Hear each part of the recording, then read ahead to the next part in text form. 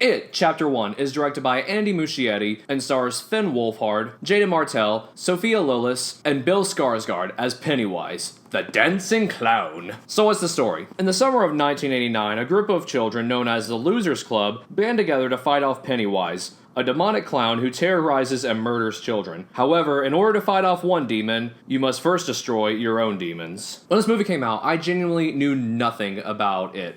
I never read the book, I never saw the miniseries, and I didn't even see any of the trailers before watching this movie for the first time. And I just gotta say, I was so pleased with just how fresh this movie was. Which, I guess I shouldn't be too surprised since Get Out came out the same year and was also a big hit. But it was just so cool to see a horror movie that focuses so much on character and not just having a whole bunch of bodies to hack and slash away. The best thing about this movie is by far the Losers Club, who is comprised of our 7 main protagonists. This is the rock upon which this movie stands. Each kid has their own individual fear and personality that is integral to the movie, except for the black and Jewish kid.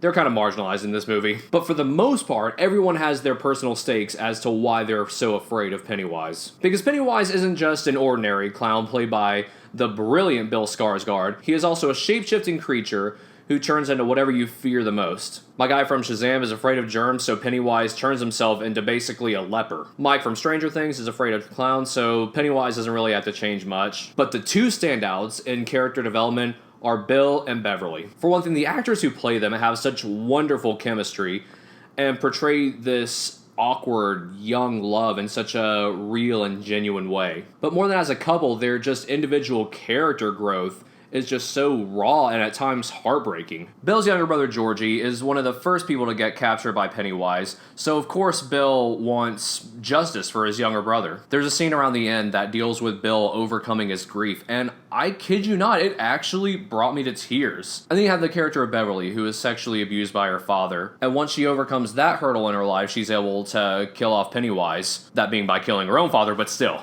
Without Bill and Beverly, there would be no emotions in this movie, and it would just feel like any other horror movie. With that being said, this movie does not shy away from violence at all. Now, obviously, Pennywise is terrifying in and of himself, but just the way he inflicts pain and carnage and terror upon these children is just relentless. This guy is biting kids' arms off, chewing children's faces off, and spewing buckets of blood out of a drain sink. So if you consider yourself squeamish, this might not be the movie for you. Me personally though, I didn't mind it. The movie scares isn't just limited to gore, however. From the makeup on Pennywise, to the way he moves around, to the terrifying and hyper-specific scenarios that our main protagonists are put through. This will either leave you constantly looking over your shoulder or just peering through your fingers while watching the movie. Thankfully, amidst all the scares, it also allows a viewer to have a few moments to breathe with its use of nostalgia, humor, and just all over heart.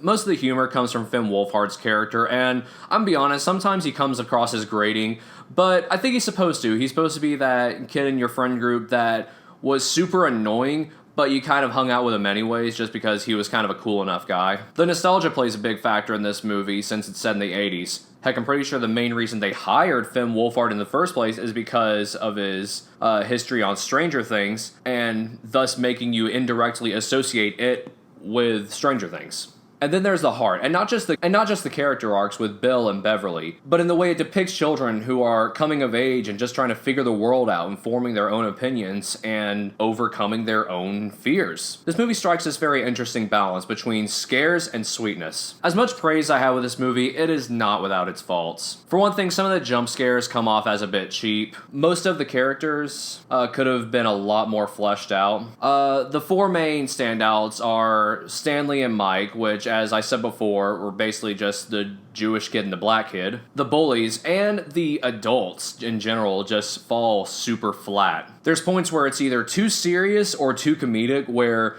the main protagonists are able to take way more damage than they should, to the point where they're basically cartoon characters. However, those minute complaints are so vastly overshadowed by a fantastic ensemble cast, a terrifying antagonist, a surprising amount of romance and heart, disturbingly brutal imagery, and much appreciated moments of levity. And I'm gonna give It Chapter 1 a 9 out of 10. Hope you guys enjoyed this video. I'm Higgs, that's been my flick, and I'll see you this weekend with It Chapter 2.